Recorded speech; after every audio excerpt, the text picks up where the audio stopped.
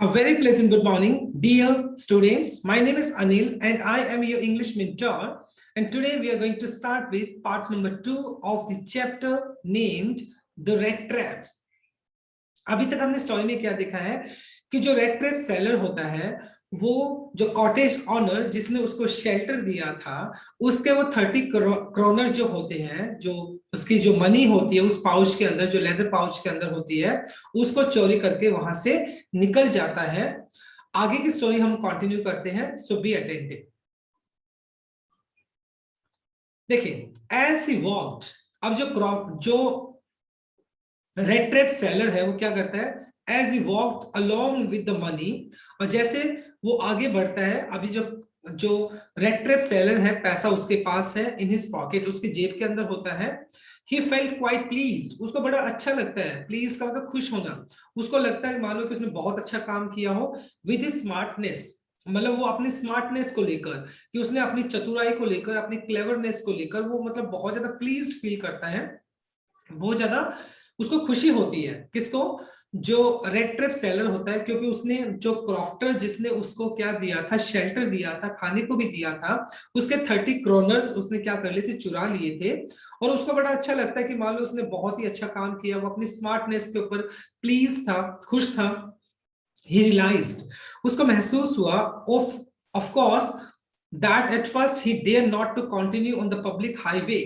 अभी उसको क्या था, अभी उसको क्योंकि उसने चोरी की थी तो अभी उसको थोड़ा बहुत डर भी लग रहा था, तो इस वजह से he dare not, तो उसके अंदर इतनी हिम्मत नहीं थी कि वो पब्लिक हाईवे पे जाए, यानी जो आम रास्ता है उस रास्ते से अगर वो जाएगा तो माइट बी पॉसिबल कि उसको अरेस्ट कर लिया जाए या उसको पकड़ लिया जाए, तो उसकी इतनी हिम्मत नहीं हुई कि वो पब्लिक हाईवे से जाए, but must turn off the road.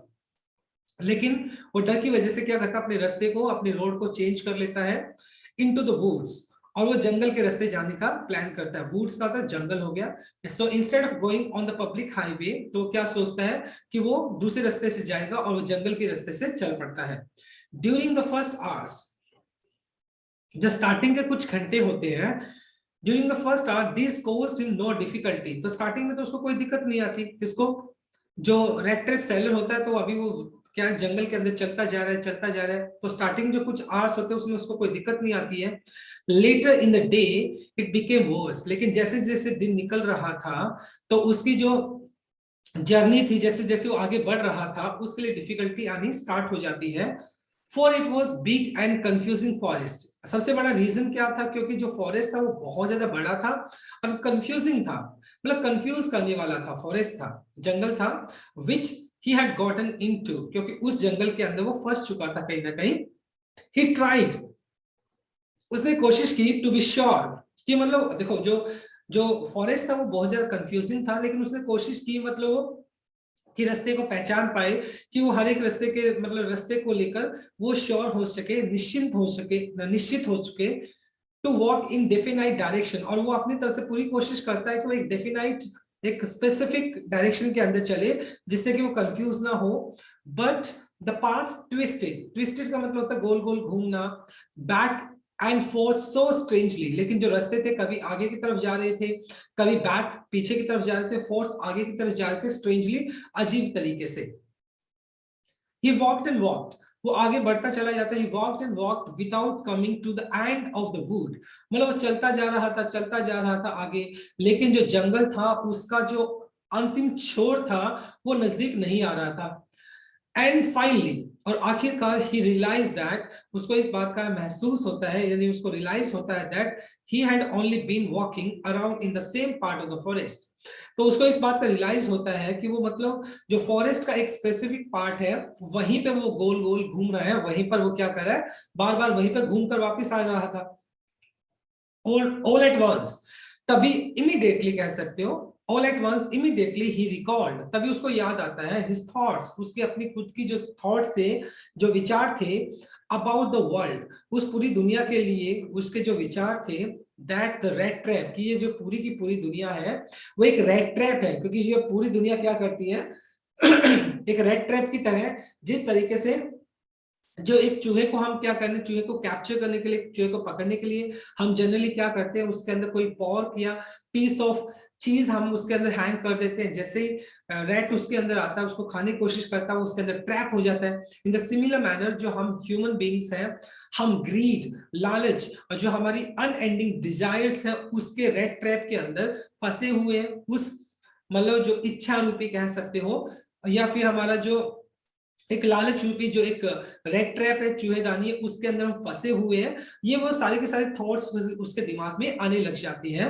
Now his on turn had come. अभी तक वो दूसरे लोगों के बारे में सोचता था, लेकिन अब उसको इस बात का रियलाइज हुआ कि मतलब अब उसकी खुद की भी बारी आ गई है। शायद वो लालच रूपी और जो इच्छाएं रूपी जो एक रेड ट्रैप था, जो चूहेदानी थी, वो उसमें उसने खुद को भी फंसा लिया है। He had late himself B fooled. Fooled का मतलब मूर्ख बनाना। बाय अ बेट, बेट वही चारा हो गया। एंड हैड बीन कॉट, मतलब वो खुद सोचता है कि वो जैसे दूसरे जो इंसान थे, जो मतलब लालच और इच्छा रूपी जो एक चूहेदानी थी उसके अंदर फंसते जा रहे थे उस बेट की वजह से, उस चारे की वजह से। इन द सिमिलर मैनर उसने भी अपने आप को मूर्ख बना लिया, और कहीं ना कहीं उसने भी अपने आप को उस रेड ट्रैप के अंदर, उस चूहेदानी के अंदर फंसा लिया। द होल फॉरेस्ट, जो पूरा का पूरा जो जंगल था, विद इट ट्रंक्स, ट्रंक्स मतलब ब्रांचेस कह सकते हैं, सॉरी तना कह सकते हो, ट्रंक्स एंड ब्रांचेस टहनियां हो गई, इट थिकनेस मोटाई, एंड फॉलन लॉग्स, लॉग्स मतलब लकड़ियां होंगी बड़ी बड़ी, close in upon him like an impenetrable prison. Impenetrable का मतलब होता है जिसको भेद नहीं सकते हैं, जिसको तोड़कर नहीं जा सकता, अनब्रेकेबल प्रिजन। प्रिजन का मतलब जेल हो गया, from which we could not never escape. अब मतलब वो पूरा पूरा जंगल उसको क्या लगता है कि ऐसी जेल की तरह दिखाई पड़ता है, जिसको वो पेनिट्रेट नहीं कर सकता था, जिसको मतलब तोड़कर वो भाग नहीं सकता था। ही कुड नेवर एस्केप, और वो अपने आप को उस जंगल के अंदर पाता है। मान लो वो जंगल उसको कैसा दिखाई पड़ता है, एक रेड ट्रैप की तरह दिखाई पड़ता है। जैसे एक चूहा अपने आप को उस रेड ट्रैप के अंदर फंसा लेता है, इन द सिमिलर मैनर उस रेड ट्रैप सेलर ने, उस जो वेगाबोंड था, जो आवारा घूमता था वो, तो उसने क्या कर लिया था, अपने आप को उस रेड ट्रैप के अंदर, यानी रेड ट्रैप यहाँ पे किसके लिए बोल रहा हूं मैं, यहाँ पर मतलब उस फॉरेस्ट के अंदर उसने अपने आप को फंसा लिया था। और वो जो फॉरेस्ट है उसको एक ऐसी जेल की तरह दिखाई पड़ रहा था, जिसको वो कभी पेनिट्रेट कर ही नहीं सकता है, जिसको भेज सकता नहीं है, जिसको तोड़कर वो कभी बाहर नहीं निकल सकता है। It was late in December, और कौन सा महीना चला था, दिसंबर का महीना चल रहा था। It was late in December, darkness अंधेरा was already descending, descending का मतलब नीचे की तरफ आना, over the forest, it means it was getting dark over the forest, it means forest के अंदर तो वो था ही, जंगल के अंदर था, दिसंबर का महीना था, दिसंबर में जनरली क्या होती है, शाम जल्दी हो जाती है, तो अंधेरा बढ़ रहा था। द इंक्रीज द डेंजर, जिस तरीके से अंधेरा बढ़ रहा था उस तरीके से डेंजर भी बढ़ रहा था, खतरा भी बढ़ रहा था। And increase also his gloom, gloom का मतलब सैडनेस, डेस्पेयर का मतलब उसकी होपलेसनेस, राइट। और जैसे जैसे अंधेरा बढ़ रहा था, तो उसका जो सैडनेस था, ग्लूम था, और उसका जो डेस्पेयर था, होपलेसनेस थी, निराशा थी, वो भी साथ के साथ बढ़ रही थी। Finally he saw no way out, और उसको दिखाई पड़ता है, ले भाई अब तो जाने का कोई रास्ता नहीं है यहाँ से। And he sank down on the ground, sank का मतलब होता है वैसे डूबना, लेकिन यहाँ पर बैठने के सेंस में है, set down on the ground, और वो हताश होकर उस जमीन के ऊपर बैठ जाता है। एंड ट्राइड टू डेथ, और अपनी आने वाली मौत का इंतजार करता है, थिंकिंग, और सोचता है that his last moment had come, और वो सोचता है कि उसका अंतिम समय आ गया है। But just as he laid his head on the ground, लेकिन जैसे ही मतलब वो अपना सिर, लेड का मतलब कैप्ट, मतलब जैसे वो अपना सिर उस ग्राउंड के ऊपर रखता है, ही हार्ड अ साउंड, उसको एक आवाज सुनाई पड़ती है, that hard regular thumping. Thumping का मतलब लगातार चोट मारना, जैसे जनरली क्या होता है, जब हथौड़े से कोई चोट मारी जाती है, तो वो थंप थप करने की जो आवाज होती है उसको थंपिंग साउंड बोल सकते हैं। तो लगातार थंपिंग की कुछ आवाज आ रही थी। देयर वाज नो डाउट, इस बात में कोई संदेह नहीं था, as to what that was, मतलब इस बात में कोई संदेह नहीं था ये आवाज किसकी थी, यानी उसको समझ आ रहा था कि आसपास कोई मोशन चल रहा है, आसपास कोई आवाज जरूर आ रही है। ही रेज्ड हिमसेल्फ, मतलब वो उठता है, he raised himself, those are the hammer strokes, hammer हथौड़ा हो गया, स्ट्रोक्स मारना हो गया, तो कहीं ना कहीं वो जो थंपिंग साउंड आ रहा था, वो हथौड़े की जो चोट होती है उसकी आवाज आ रही थी। फ्रॉम एन आयरन मिल, एक लोहे की वहां पे एक मील थी आसपास, उस मील के अंदर कहीं ना कहीं काम चल रहा था। तो हथौड़े से जब मतलब काम चल रहा था तो उसकी थंपिंग की जो साउंड उसके कानों तक पड़ रही थी। ही थॉट, उसने सोचा, दे मस्ट बी पीपल, कि हो ना हो यहाँ पर आसपास लोग होने चाहिए, नियर बाय, आसपास। ही समवन्ड ऑल हिज स्ट्रेंथ, समवन का मतलब कलेक्टेड, गैदर्ड, मतलब वो अपनी पूरी की पूरी जो जितनी भी ताकत उसके अंदर होती है, स्ट्रेंथ होती है, उसको इकट्ठा करता है। एंड गॉट अप, ऊपर की तरफ उठता है। स्टैगर्ड, स्टैगर्ड का मतलब लड़खड़ाते हुए चलना। In the direction of the sound, और जिस डायरेक्शन के अंदर वो आवाज आ रही थी उस डायरेक्शन के अंदर वो चल पड़ता है, right. So my dear student, अभी तक हमने स्टडी किया है इस पर्टिकुलर स्ट्रेंजर के अंदर। मतलब यहाँ पर जो राइटर है वो हमें रामजो आयरन वर्क्स के बारे में बताता है, यानी जिस पर्टिकुलर कंपनी के अंदर वो हैमर स्ट्रोक की जो आवाज आ रही थी उसका इंट्रोडक्शन दिया गया है कि किस तरह की वो कंपनी थी, क्या एग्जैक्टली होता है, उसके बारे में हम स्टडी करेंगे, देखते हैं। तो वो जो आवाज आ रही थी, लगातार जो थंपिंग साउंड आता है, हैमर स्ट्रोक की जो आवाज आ रही थी, वो कहां से आ रही थी? रामजो आयरन वर्क्स, एक मील थी वहां पर, लोहे की मील थी, उसका नाम क्या था? रामजो, which are now close down, जो कि अभी बंद हो चुकी थी, क्लोज डाउन हो चुकी थी। Were not so long ago, वो अभी मतलब उसको बंद हुए काफी लंबा टाइम नहीं हुआ था, अभी वो बंद हो चुकी थी। क्यों बंद हो चुकी थी? क्योंकि विंटर के अंदर उसको बंद कर दिया जाता था, सर्दियों का, क्योंकि दिसंबर का टाइम था, दिसंबर ठंड का टाइम होता है, तो ठंड के टाइम में मतलब उसको क्या कर दिया जाता था? बंद कर दिया जाता था। अभी उसको बहुत लंबा टाइम नहीं हुआ बंद किए हुए। अ लार्ज प्लांट, जो एक बहुत बड़ा एक प्लांट था, मतलब कौन सा? रामसो एक बहुत बड़ा आयरन प्लांट था। विद स्मेल्टर, स्मेल्टर क्या होती है? देखो, स्मेल्टर एक ऐसी जगह होती है जहां पर लोहे को क्या रखा, लोहे को क्या किया जाता है? लोहे को रख कर उसको क्या किया जाता है? उसको स्ट्रोक किए जाते हैं उसके ऊपर। स्मेल्टर क्या होता है? एक जगह होती है जहां पे लोहे को रखा जाता है और उसके ऊपर स्ट्रोक किए जाते हैं, उसके ऊपर स्ट्राइक किया जाता है लोहे को पतला करने के लिए। रोलिंग मिल, रोलिंग मिल क्या है? जो लोहा होता है, जो रोलिंग मिल जो लोहा होता है, जो मतलब शीट्स में आता है, लोहा जो शीट्स में आता है, तो उसको रोलिंग मिल बोल सकते हैं। एंड फोर्स, फोर्स का मतलब हो गया भट्टी, जहां पर लोहे को तपाया जाता है। तो वहां पर ये सारी चीजें थी रामसो आयरन वर्क्स में। In the summer time, summer time अगर गर्मियों की बात की जाए, long lines of heavily loaded barges and scows, देखो बार्जेस एंड स्कोव्स क्या है? ये शिप्स के नाम है। जो शिप्स है ना, जिस शिप्स के अंदर उस जो प्रोडक्शन होता था, जो रामसो आयरन वर्क था, जो मतलब लोहे का जो काम होता था, जो प्रोडक्शन होता था, उसको लोड करने के लिए शिप्स का यूज किया जाता था। और लंबी लंबी लाइनें लग जाती थी, समर के टाइम की अगर बात की जाए तो लंबी लंबी लाइनें लग जाती थी किनकी? शिप्स की। And slide down the canal, और वहां पे एक नहर थी, तो उस नहर के थ्रू मतलब क्या किया जाता था? उन शिप्स के अंदर उन प्रोडक्शन को ढोया जाता था, which led to the large inland lake। और वो जो कैनल थी वो कहाँ जाती थी आगे?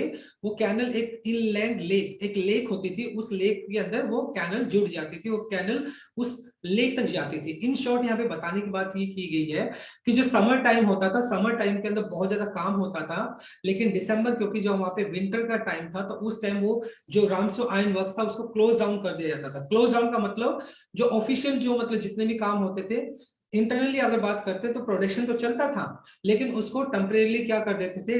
सर्दियों के टाइम पे उसको बंद कर देते थे। And all the winter time roads, और जहां तक विंटर टाइम की अगर बात की जाती है, winter time roads near the mill, mill के आसपास, were black from all the coal dust which sifted down from the back big charcoal crates. देखिए, और जब तक विंटर की बात की जाती थी तो विंटर टाइम में जितने भी रोड थे उस आयरन वर्क्स के आसपास जो रोड होते थे, मिल, वो ब्लैक, वो काले पड़ जाते थे। क्यों? कोल्ड डस्ट, कोल्ड डस्ट के कोयले का जो डस्ट होता था वो क्या करता था? सिफ्टेड, सिफ्टेड का मतलब छन के आना, छन के आना, right. Down from the big charcoal crates, जिसके अंदर चारकोल क्या हो गया? चारकोल आपका कोयला हो गया। तो कोयले के जो कोयला जिन क्रेट्स के अंदर आता था, उन क्रेट्स से वो छन कर क्या होता था? नीचे ग्राउंड के ऊपर गिर जाता था। और जो रामसो आयरन वर्क्स के आसपास का जो इलाका था, सर्दियों में क्या था? वो बिल्कुल क्या हो जाता? ब्लैक हो जाता था, क्योंकि वहां पर बर्फ होती थी, तो ऑब्वियस सी बात है वो क्या हो जाता था? बिल्कुल ब्लैक हो जाता था, पूरा का पूरा रोड क्या हो जाता था? बिल्कुल ब्लैक दिखता था। क्यों? कोल की वजह से। तो यहाँ पर इस पर्टिकुलर स्ट्रेंजर के अंदर हमें बताया गया कि रामसो आयरन वर्क्स कैसे दिखती है, क्या क्या चीजें हैं वहां पर, इसका एक्सप्लेनेशन यहाँ पर किया गया है, right. During one of the long dark evening, मतलब ऑब्वियस सी बात है, during one of the long dark evenings, मतलब एक इवनिंग की बात करें, एक डार्क इवनिंग की बात करें, जस्ट बिफोर क्रिसमस, अभी क्रिसमस का टाइम आने वाला था, तो क्योंकि अभी दिसंबर का महीना चला था, 25 दिसंबर को क्रिसमस आता है, तो क्रिसमस अभी आने वाला था। द मास्टर स्मिथ, जो लोहार था, master Smith and his helper, और उसका साथ में जो काम करने वाला था, set in the dark forge, forge मतलब भट्टी होगी, right, near the furnace, furnace मतलब जिसके अंदर लोहे को तपाया जाता है, waiting for the pig iron, pig iron मतलब कच्चा जो लोहा होता है, वो उसको क्या कर रहे थे, उसको पिघला रहे थे। ओके, तो यहाँ पर क्या सीन चल रहा है, अब जो रामसो आयरन वर्क्स के अंदर वहां पर दो लोग बैठे थे, एक तो मास्टर स्मिथ जो एक जो लोहार था वो बैठा था, और एक उसका हेल्पर वहां पे बैठा हुआ था फोर्ज के अंदर। उस जो फोर्ज मतलब एक रूम हो गया जहाँ पे भट्टी होती है, फर्नेस वो भट्टी होगी जिसके अंदर लोहे को तपाया जाता है, एंड पिग आयरन हो गया कच्चा लोहा, तो वो कच्चे लोहे को क्या कर रहे थे, तपा रहे थे, which had been put in the fire, और जो पिग आयरन था उसको कहाँ पे डाल दिया गया था, आग के अंदर उसको डाल दिया गया था, to be ready to put on the anvil. Anvil क्या होता है, एनविल एक जगह है जहां पर लोहे को रखकर उसको स्ट्राइक किया जाता है, लोहे को पतला किया जाता है, उसको बिल्कुल बार बार में हैमर से स्ट्रोक किया जाता है। सो every now and then of them got up and steer the glowing, glowing का मतलब होता है जैसे जो आग जलती है, तो आग जलने की वजह से उसकी जो लो होती है वो ग्लो करती है, वो चमक होती है, स्टीयर का मतलब हिलाना, तो बीच बीच में क्या करते हैं उन दोनों में से वो क्या करते हैं, बीच बीच में उठते हैं, और जो फायर जल रही थी उस फर्नेस के अंदर उसको क्या करते हैं, बार बार में स्टीयर करते हैं, उसको क्या करते हैं, उसको हिलाते हैं, जिससे क्या हो, आग बढ़ जाए। जनरली अगर अपने चूल्हा जो होता है हमारा, तो उसके अंदर हम क्या करते हैं, आग जलाने के लिए बार बार लकड़ियों को क्या करते हैं, आगे पीछे करते हैं, जिससे आग लगातार जलती रहे। तो इन द सिमिलर वे वो क्या कर रहे थे, वो बार बार क्या कर रहे थे, आग को जाकर चेक कर रहे थे। Mass with long iron bar, long iron bar का मतलब यहाँ पे एक लोहे की छड़ थी, उस छड़ से वो आग को बार बार क्या करते, स्टीयर कर रहे थे, जैसे ही आग थोड़ी बहुत बुझ रही थी तो उसको बार बार वो स्टीयर कर रहे थे, उसको उकसा रहे थे, बार बार ठीक कर रहे थे, जिससे कि आग कंटिन्यू तरीके से जलती रहे। Returning in the few moments, और बाद में वापस आकर वो बैठ जाते थे। कौन, किन की बात कर रहे हैं हम, मास्टर स्मिथ और जो उसके साथ हेल्पर बैठा हुआ था। ड्रिपिंग विद पर्सिप्रेशन, पर्सिप्रेशन का मतलब यहाँ पर कह सकते हो स्वेट, क्योंकि ऑब्वियस सी बात है भट्टी के अंदर काम करना, आग के इतने नजदीक जाना, टेम्परेचर बहुत हाई होता है, तो जिसकी वजह से उनको लगातार पसीने आ रहे थे। दो वाज द कस्टम, लेकिन ये कस्टम था, एक रीति रिवाज था, ऑब्वियस सी बात, कस्टम मतलब एक आम बात थी उनके लिए, क्योंकि जो भट्टी में काम करने वाले हैं उनके लिए पसीना एक आम ही बात है, क्योंकि अक्सर उनको इस तरह की चीजों का सामना करना ही पड़ता है। He wore nothing but a long shirt, और उसने क्या है, मतलब कुछ नहीं पहना हुआ था, एक लंबी सी शर्ट पहनी हुई थी, अ पेयर वुडन शूज, और लकड़ी के बने हुए शूज पहने हुए थे। All the time there were many sounds to be heard in the forge, मतलब लगातार मतलब अलग अलग तरह की आवाजें आ रही थी उस भट्टी से। The big bellows groaned and burning coal cracked, देखो बेलोज क्या होता है, बेलोज होता है वैसे फूकनी होती है, जिसे फूक मारी जाती है, राइट। ग्राउंड का मतलब होता है गुर्राना, एंड बर्निंग कॉल्स क्रैक्ड, और जो मतलब जो कोल था, जो कोयला डाला जा रहा था लगातार उस भट्टी के अंदर, तो जो कोयले टूटने की जो आवाज आ रही थी, जो बेलोज के जो गुर्राने की जो आवाज आ रही थी, वो लगातार आवाजें बाहर आ रही थी। द फायर बॉय, जो मतलब मास्टर स्मिथ के साथ उसका जो हेल्पर बैठा हुआ था, शोवल्ड, वैसे शोवल्ड क्या होता है, शोवल होता है बेलचा, shovelled charcoal into the mouth, mouth होगा माउथ ऑफ द फर्नेस, भट्टी हो गया, with great deal of clatter, clatter मतलब एक आवाज हो गया, राइट। अब देखो, तो वो जो जो उसका हेल्पर बैठा होता है मास्टर स्मिथ का, तो वो क्या करता है, बेलचे के साथ चारकोल को लेता है, कोयले को लेता है, और किसके मुंह में डाल देता है, जो भट्टी होती है उसके मुंह में डाल देता है, और जैसे वो डालता है, great deal of clatter, clatter मतलब आवाज आना, जैसे वो चारकोल डालता है उसके अंदर भट्टी के मुंह के अंदर, तो कोयले के गिरने की जो आवाज होती है, क्लैटर साउंड है, वो सुनाई पड़ता है। आउटसाइड रोयड, रोयड का मतलब दहाड़ना होता है। द वाटरफॉल मतलब ऑब्वियसली बात है, वहां पर झरना था आसपास, उस झरने की जो झरने की आवाज थी, झरने की जो गिरने की आवाज थी, वो साफ साफ सुनाई पड़ रही थी। और शार्प नॉर्थ विंड, और नॉर्थ साइड की जो हवाएं हैं, उत्तरी जो उत्तर की तरफ की जो हवाएं थी वो चल पड़ी थी। विफ्ट, विफ्ट का मतलब होता है कोड़े मारना, जैसे जनरली कोड़े मारता मारता है ना हंटर, जैसे कोड़े मारता है, with the rain against the brick tile roof, इतनी तेज हवाएं चल रही थी और वो क्या है, रूफ के साथ, छत के साथ टकरा रही थी, मानो कि कोई कोड़े मार रहा हो। इट वॉज प्रोबेबली, मतलब यहाँ पे बताया जा रहा है कि किस तरीके से वेदर वहां पर फिलहाल था। It was probably on account of this noise, it was probably on account of this noise that the blacksmith did not notice that a man had opened the gate and entered। मतलब इतनी सारी आवाजें बाहर आ रही थी, हवाएं तेज चल रही थी, तो हो सकता है on account of this, because of this, on account of this मतलब because of this, क्योंकि तेज हवाएं चल रही थी, तो हो सकता है कि जो ब्लैक स्मिथ था, जो लोहार था, उसने नोटिस नहीं किया। क्या नोटिस नहीं किया?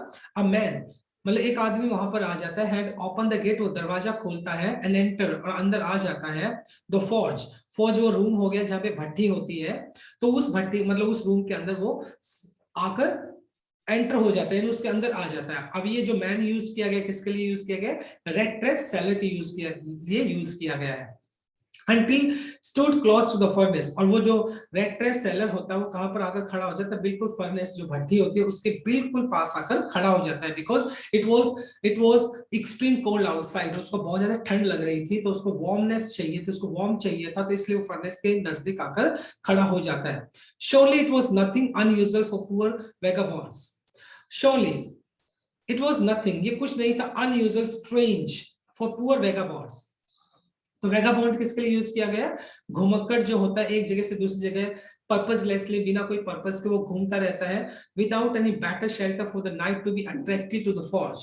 और ऑब्वियस सी बात है, एक ऐसा इंसान जो मतलब जो कि क्या है, पुअर है बेचारा, पूरा वेगाबॉन्ड है, जिसके पास शेल्टर नहीं है, और ऑब्वियस सी बात है इतनी ज्यादा ठंड है, उसके लिए इससे बेटर ऑप्शन हो ही नहीं सकता था, better shelter for the night, मतलब आज रात रुकने के लिए, to be attracted to the forge, sorry बेटा, टू बी अट्रैक्टेड, और मतलब ऑब्वियस सी बात है इतनी ज्यादा ठंड थी बाहर, और आज की नाइट को स्टे करने के लिए ये जो जगह उसको बहुत ज्यादा अट्रैक्ट कर रही थी। The force by the glow of light, glow का मतलब चमक हो गया, लाइट का मतलब जो रोशनी थी, तो वो क्या करी थी, लगातार चमक रही थी, तो ऑब्वियस सी बात है इतनी ठंड के अंदर उसको इतना बेहतरीन शेल्टर कहीं नहीं मिल सकता था, और जिसकी वजह से वो वहां पर आया था। विच एस्केप का मतलब बच के निकलना, थ्रू द सूटी पेन्स, सूटी मतलब काली पड़ जाना, पेन्स का मतलब ग्लास हो गया, और मतलब वो जो लाइट है, वो लाइट उसको कैसे दिखाई पड़ती है, जो जो फोर्स था, मतलब जो वहां पे जो भट्टी, मतलब जो रूम था, वो जो भट्टी जहां पर लगाई गई थी, तो उसके जो ग्लासेस थे वो बहुत ज्यादा सूटी हो चुके थे, बहुत ज्यादा ब्लैक हो चुके थे धुएं की वजह से। And come to into the warm themselves in front, और वहां से हल्का हल्की सी रोशनी आ रही थी, and come into warm themselves in front of, और वो क्या आ गया था अब, मतलब कहां पर आ गया था, come into warm themselves in front of the fire, और वो क्या आ गया था अब, अपने आप को गर्म करने के लिए आग के सामने आ गया था, क्योंकि उसको बहुत ज्यादा ठंड लग रही थी। द ब्लैक स्मिथ ग्लांस्ड, जो ब्लैक स्मिथ है, लोहार है, वो उसकी तरफ देखता, ग्लांस का मतलब देखना, ओनली कैजुअली, मतलब ज्यादा अटेंशन नहीं देता, वो उसकी तरफ बड़े कैजुअल तरीके से देखता है, एंड इनडिफरेंटली, इनडिफरेंटली का मतलब होता है, मान लो something which you does not like, मतलब जैसे आप एक ऐसा लुक देते हो, मान लो जैसे कि कोई चीज आपको पसंद नहीं है, लाइक डिसलाइक वाला एक लुक देते हो, एट द इंट्रूडर। इंट्रूडर का मतलब होता है अनवांटेड गेस्ट, कह सकते हो, मतलब एक ऐसा इंसान जो घुसपैठिया हो, जो बिना आपकी परमिशन के आ गया हो, तो ब्लैक स्मिथ उसको कैसे देखता है, मान लो कि एक इंट्रूडर है, बिना परमिशन के यहाँ पर आ गया, तो उसकी तरफ तरीके से, उसकी तरफ मतलब कैजुअल तरीके से देखता है, इनडिफरेंट तरीके से देखता है, मान लो जैसे उससे वो नफरत करता हो, या फिर मतलब डिसलाइक, मतलब जब किसी चीज को पढ़ते हो तो उस तरीके से उसकी तरफ देखता है, कोई ज्यादा अटेंशन उसकी तरफ नहीं देता black Smith. He looked the way people of his type usually did, और जिस तरीके से वो देखता है, he looked the way, generally black Smith उसको उसी तरीके से देखता है जिस तरीके से अक्सर वो दूसरे लोगों को देखता था, मतलब इस तरह के लोगों को, किसकी बात की जा रही है, जो रेड ट्रैप सेलर है उसको उसी तरीके से देखता है, विद ए लॉन्ग बियर्ड, क्योंकि रेड ट्रैप सेलर था, उसकी जो लंबी सी दाढ़ी थी, डर्टी रैग्ड, और उसके जो दाढ़ी थी वो बहुत डर्टी रैग्ड, रैग्ड मतलब फटे पुराने उसके कपड़े थे, गंदे पड़े थे, and bunch of red trap dangling, dangling का मतलब लटके हुए होना, हैंगिंग ऑन हिज चेस्ट, और बहुत सारे जो छोटे छोटे रेड ट्रैप्स थे उसकी छाती के ऊपर टंगे हुए थे, तो इस वजह से मतलब वो उसको ज्यादा अपीलिंग नहीं लग रहा था, ज्यादा अट्रैक्टिव नहीं लग रहा था, तो उसकी तरफ ज्यादा ध्यान भी नहीं देता है, ब्लैक स्मिथ उसकी तरफ ज्यादा ध्यान नहीं देता है। He asked permission to stay and the master blacksmith nodded. और मतलब वहां पर वो जो रेड टेप सेलर है वो उसे परमिशन मांगता है कि वो आज की नाइट यहाँ पर रुक सकता है। नॉडेड का मतलब अपना सर हिलाना, हॉटी हॉटी का मतलब घमंडी, कॉन्सेंट का मतलब होता है स्वीकृति देना, अपनी मतलब अपनी स्वीकृति देना, without honouring him with a single word, मतलब बिना कोई शब्द कहे अपने घमंडी एटीट्यूड से जो ब्लैक स्मिथ होता है उसको अपना सर हिलाता है, कहता है ठीक है रुक जाना भाई, शब्द नहीं बोलता, सिर्फ अपनी सिर को हिलाता है। द ट्रैम्प, ट्रैम्प मतलब होता है वेगाबॉन्ड, घुमक्कड़ जिसको आप बोल सकते हैं। The tramp did not say anything, और जो रेड ट्रैप सेलर होता है वो भी कुछ नहीं कहता है इधर, वो भी कुछ नहीं बोलता है। He had not come here to talk, मतलब वो यहाँ पर बात करने के लिए थोड़ी आया था, but only to warm himself and sleep, वो सिर्फ यहाँ पर अपने आप को गर्म करने के लिए और सोने के लिए आया था, उसको तो आज की नाइट यहाँ पर स्टे करना था। इन दोज डेज, उन दिनों की अगर बात की जाए, उन दोज डेज रामसो iron works was owned by a very prominent, prominent क्या होता है, बहुत ज्यादा फेमस कह सकते हो, आयरन मास्टर। तो आयरन मास्टर क्या हो गया, उस मिल का जो मालिक था वो बहुत ज्यादा प्रोमिनेंट था, बहुत ज्यादा फेमस था, उसने उस मिल को रखा हुआ था, यानी वो मिल उससे उसकी थी, उसका मालिकाना उसके हक था। whose greatest ambition, और जो उसका मालिक था, उस आयरन वर्क्स का जो मालिक था उसकी सबसे बड़ी एम्बिशन क्या थी, इच्छा क्या थी, एम्बिशन का मतलब इच्छा क्या थी, वो to ship out good iron to the market. और वो क्या चाहता था, शिप आउट मतलब भर भर कर भेजना, शिप को भर भर के भेजना, तो अच्छी क्वालिटी का जो आयरन था वो मार्केट में बेचना चाहता था। ही worst both night and day to see that the work was done as well as possible। और तो जनरली वो क्या करता था, वो इंस्पेक्शन के लिए, चेक करने के लिए जनरली क्या करता था, सुबह और मतलब रात को इंस्पेक्शन करने के लिए वो आता था कि क्या काम प्रॉपर तरीके से मील के अंदर काम चल रहा है या नहीं चल रहा है।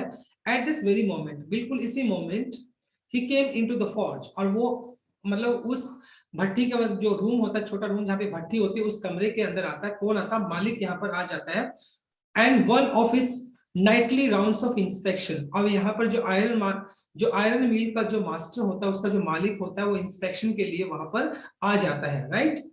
अब यहाँ पर इस सीन के अंदर क्यों कितने बंदे हैं, यहाँ पर 4 बंदे होंगे, एक तो ब्लैक स्मिथ हो गया, एक उसका हेल्पर हो गया, थर्ड यहाँ पर हो गया रेड टेप सेलर, और फोर्थ यहाँ पर किसकी एंट्री हो रही है, यहाँ पर एंट्री हो रही है जो उसका मालिक होता है, राइट, क्लियर। नेचुरली अगर बात करता हूं, naturally the first thing he saw was the tall ragamuffin who had, ragamuffin का मतलब एक ऐसा इंसान जो फटीचर हालत के अंदर हो, ragamuffin who had eased his way so close to the furnace, मतलब जैसे वो अंदर एंटर करता है उस आयरन मिल का मालिक, तो क्या देखता है, एक फटीचर सा आदमी है, एक लंबा सा फटीचर सा आदमी है, who had ease, जिसने अपने आप को ईज पे यानी रिलैक्स कर लिया है, so close to the furnace, जो कि भट्टी के बिल्कुल नजदीक है, that steam rose from his wet rags, steam का मतलब भाप निकलना, क्योंकि जैसे मान लो अगर आपके कपड़े गीले होते हैं और अगर आप उस आग के पास जाएंगे तो आपकी मतलब जो कपड़े हैं उसमें से भाप निकलने लग जाती है। Rose from the wet rags, rags मतलब फटे पुरानी कपड़ों से क्या निकल रही थी, भाप निकल रही थी।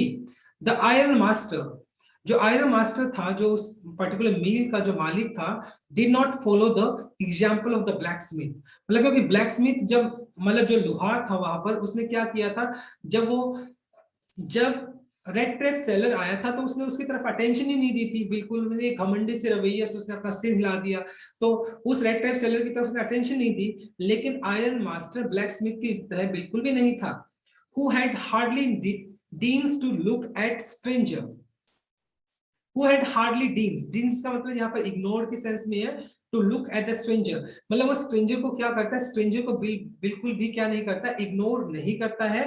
ही वॉक्ड क्लोज टू हिम, बल्कि वो क्या करता है, वो उस रेड टेप सेलर के नजदीक जाता है, and looked him over very carefully, और उसको बड़ी बारीकी से देखता है, कौन, यहाँ पे आयरन मास्टर जो कि उस मील का जो मालिक होता है, उस रेड टेप सेलर के पास जाता है, उसको बड़ी बारीकी से देखता है, बड़े केयरफुली तरीके से देखता है। And the tore off his slouch hat, tore off का मतलब यहाँ पे रिमूव की सेंस में हो गया, स्लाउच हैट राउंड हैट, उसने राउंड हैट पहनी हुई थी, to get better view of his face, मतलब जो आयरन मास्टर जो होता है उसने गोल हैट पहनी हुई होती है, उस हैट को वो क्या करता है, रिमूव करता है to get better view of his face, जिससे कि वो क्या कर सके, उसके चेहरे को अच्छी तरह देख सके कि एग्जैक्टली ये इंसान है कौन, किसको पहचानने की कोशिश की जा रही है।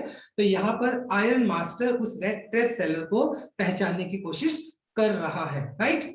सो my dear student, this is all about from my side, this is all about from my side in this particular part number 2.